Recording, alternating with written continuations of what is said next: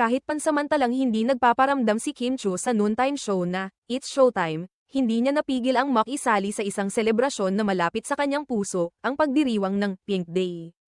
Noong ika-23 ng Hunyo.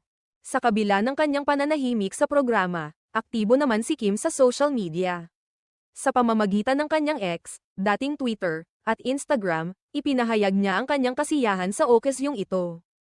Ayon sa kanyang post, tila hindi niya agad nalaman na may ganitong selebrasyon, ngunit hindi ito naging hadlang para hindi siya makisawsaw sa kasiyahan.